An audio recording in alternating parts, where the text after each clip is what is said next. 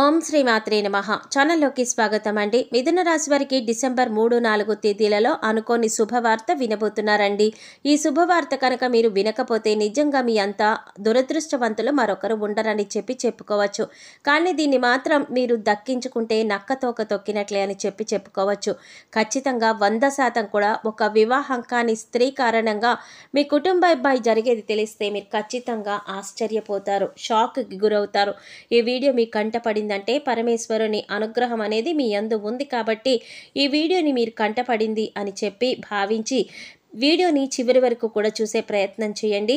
కింద ఓం నమః శివాయ అని చెప్పి కామెంట్ చేయండి. ఇక ఆలస్యం చేయకుండా మనం మిథున రాశి వారి గురించి అయితే ఇప్పుడు తెలుసుకుందాం. మిథున రాశి వారి గురించి అసలు నిజం మాట్లాడాలి అంటే గతం అని చెప్పి చాలా వరకు కూడా మర్చిపోవాలని చెప్పి ప్రయత్నిస్తూ ఉంటారు.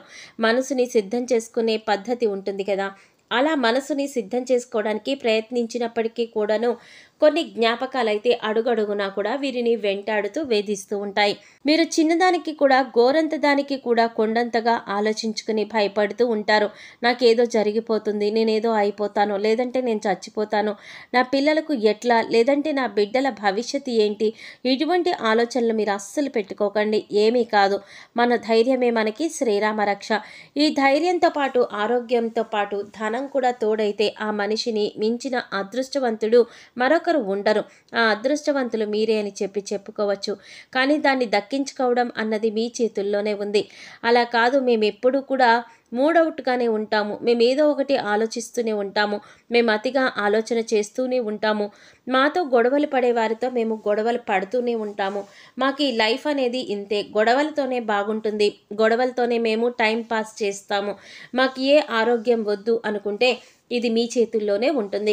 ఇప్పుడు గొడవ పడడం అంటే ఒక రకంగా చెప్పాలంటే కోపం అనేది మన మనసులోకి, మన శరీరంలోకి అయితే ఎంటర్ అవుతుందన్నమాట.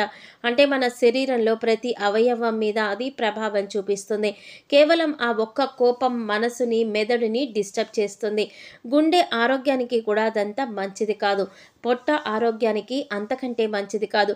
మరి పొట్ట గుండె హెల్దీగా లేకపోయినట్లయితే కనుక మనం ఎలా బ్రతుకుతాం చెప్పండి. కాబట్టి మీకు శత్రువు లాంటి ఈ కోపాన్ని ఎంత దూరంగా ఉంచితే మీకంతా మంచిదన్న విషయాన్ని గుర్తుంచుకోండి.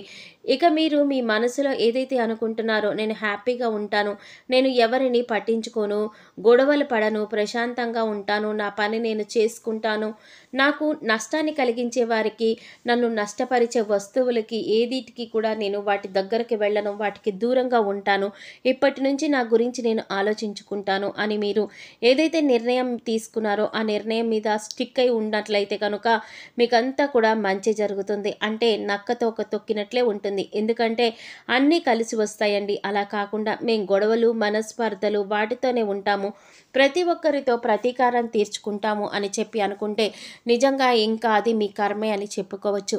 కాబట్టి ఏదైనా మీ చేతుల్లోనే ఉంది, వదలడం అనేది మీ చేతుల్లోనే ఉంది, వదలకుండా ఉండడం అనేది కూడా మీ చేతుల్లోనే ఉంది. ఇక అది మీ ఇష్టం. ఇక కుటుంబంపై ఒక పెళ్లి కాని స్త్రీ అయితే చాలా వరకు కూడా కన్ను పడిందండి. ఒక 10 మందికి అప్పున్నా కానీ బ్రతికేవచ్చు, కానీ 10 మంది ఏడుపులు ఉంటే మాత్రం మనం అస్సలు బ్రతకలేము. నరదృష్టి అంత ప్రమాదకరమైనదన్నమాట. కాబట్టి ఆ స్త్రీ ఎవరు అని అంటే కనుక మీ యొక్క రక్త సంబంధం కాదు, మీ యొక్క బంధువులలోనే ఒక పెళ్లి కాని అమ్మాయి, కాకపోతే వయసుకు వచ్చిన అమ్మాయి, పెళ్లి వయసుకు వచ్చిన అమ్మాయి అన్నమాట. అమ్మాయికి వయసు 22, 23, 25 వరకు కూడా ఉంటాయి. తనేంటి అంటే కనుక మీ యొక్క వ్యక్తిగత విషయాల గురించి ఎప్పుడూ కూడా తెలుసుకుంటూ ఉండడం, మీ మీద పడి ఏడవడం, మిమ్మల్ని చూడలేకపోవడం, మీ కుటుంబం మీద పడి ఏడవడం, వారి యొక్క తల్లిదండ్రులు, వారి కుటుంబ సభ్యులు కూడా అమ్మాయికి సపోర్ట్ చేయడం, ఇంకాస్త ఎక్కించి చెప్తూ ఉండడం, దానివల్ల ఇంకాస్త అమ్మాయి ప్రభావితం ఎక్కువైపోవడం, ఆ కన్ను అనేది, ఏడుపు అనేది మీ యొక్క కుటుంబ సభ్యుల్లో ఉన్న ఆ అమ్మాయి వల్ల కూడా చాలా వరకు కూడా మీకు నష్టం జరుగుతుందని చెప్పవచ్చు. తనేంటి అంటే కనుక అవసరాలకి మాత్రం మీ వద్దకు వచ్చి, అవసరాలు తీరిపోయిన తర్వాత మిమ్మల్ని పక్కకు నెట్టేసి చాలా వరకు కూడా తన యొక్క దారుణమైన బుద్ధిని మీ దగ్గర ఎప్పటికప్పుడు కూడా చూపిస్తూనే ఉంది. అది తెలిసి కూడా మీరు తెలియనట్లుగా వచ్చినప్పుడు చక్కగా నవ్వుతూ మాట్లాడడం, మంచిగా ఉండడం, మళ్ళీ అవసరాలకు మిమ్మల్ని ఉపయోగించుకోవడం, మళ్ళీ అవసరం తీరిపోయిన తర్వాత మిమ్మల్ని పక్కకు నెట్టేసి వెళ్ళిపోవడం, ఇటువంటివన్నీ కూడా జరుగుతూ ఉన్నాయి. ఎప్పుడైనా కానీ ఒక్క విషయం గుర్తుంచుకోండి, మనకి నష్టం చేసేవాళ్ళు, మనకి అవసరాలకు ఉపయోగపడని వారు, మనకి ఎంత దగ్గర వాళ్ళైనా అంటే ఆప్తులైనా కానీ మనకి వారితో ఫరక్ పడదన్నమాట. కాబట్టి అటువంటి వారిని వదిలిపెట్టడమే మంచిది. ఎందుకంటే వారు మీకు ఎందులో కూడా ఇంపార్టెన్స్ ఇవ్వనప్పుడు మీరు ఇవ్వాల్సిన అవసరం కూడా లేదు. ఈ విషయాన్ని మీరు గుర్తుంచుకోండి. అది ఎవరైనా కానీ, ఎంత పెద్దవారైనా కానీ మీరు ఈ విషయాన్ని గుర్తుంచుకోండి. ఇక ముఖ్యంగా ఈ యొక్క 3 రోజుల్లో మీకు వృత్తిపరంగా, ఉద్యోగపరంగా, వ్యాపారపరంగా, చిన్న పెద్ద బిజినెస్ల పరంగా, అన్నిటి పరంగా కూడా మీకు అనుకూలంగానే ఉంటుంది. ఎటువంటి ఇబ్బందులు అయితే ఉండవు. చాలా హ్యాపీగా రోజులైతే గడిచిపోతాయి అన్నమాట. ఎటువంటి ఇబ్బందులు ఉండవు, ఎటువంటి సమస్యలు ఉండవు. కాకపోతే సమస్యలు ఉండవు అంటే ఉండవు అని చెప్పను, కానీ నేను ఇక్కడ కొంచెం భార్యాభర్తల మధ్య ఫైటింగ్స్ అయితే ఉంటాయన్నమాట. అవేంటంటే అలా వచ్చి ఇలా వెళ్ళిపోతాయి. కానీ దీనివల్ల మీరు చాలా వరకు కూడా డిస్టర్బ్ అవుతారు. ఓవరాల్గా చూసుకుంటే రియల్ ఎస్టేట్ వారికి కానీ, రాజకీయ రంగంలో ఉన్నవారికి కానీ, సినీ రంగ పరిశ్రమల్లో ఉన్నవారికి, ఇక విద్యా రంగాల్లో ఉన్నవారికి, వైద్య రంగంలో ఉన్నవారికి 3 రోజుల్లో అనుకూలంగా ఉంటుంది. ఇక లవర్స్ పరంగా చూసుకున్నట్లయితే చాలా డిస్టర్బెన్సెస్ వస్తాయండి. అంటే దాదాపు విడిపోయినంత వరకు కూడా వెళ్ళిపోతారన్నమాట. కాబట్టి ఎవరికైనా కోపం వస్తే ఎందుకు వస్తుంది, ఇవన్నీ కూడా అంచనా వేసుకొని కాస్త జాగ్రత్తగా మాట్లాడుకోండి. లేదంటే ఈ బంధం వేస్ట్ అని చెప్పి పూర్తిగా విడిపోయే అవకాశం కూడా ఉంటుంది. ఏదైనా కానీ గతాన్ని తలుచుకొని ఈ టైంలో ఏది ఎంతవరకు మంచిది, ఎంతవరకు నాకు నష్టం జరిగింది, ఎంతవరకు నాకు లాభం జరిగింది, ఇవన్నీ కూడా అంచనా వేసుకొని దానికి తగ్గట్లుగా మీరు ఒక అడుగు ముందుకు వేయడం, లేకపోతే వదిలేసేయడమే మంచిది. ఈ విషయంలో అయితే ఇక అంతా బాగానే ఉంటుంది. విద్యార్థులు కూడా కష్టపడాలి, కష్టపడితేనే ప్రతిఫలం ఉంటుంది. ప్రతిదానికి కష్టం కష్టం అని చెప్తున్నారు, లైఫ్ అంతా కష్టపడడమేనా అని చెప్పి అడుగుతారేమో. ఇక్కడ ఏం లేదండి, కష్టం అంటే మనకు ఒక పార్ట్ ఆఫ్ లైఫ్ అన్నమాట. ఆ కష్టమే మనకి ఎన్నో సుఖాలను ఇస్తుంది, ఎన్నో ఆనందాలను ఇస్తుంది.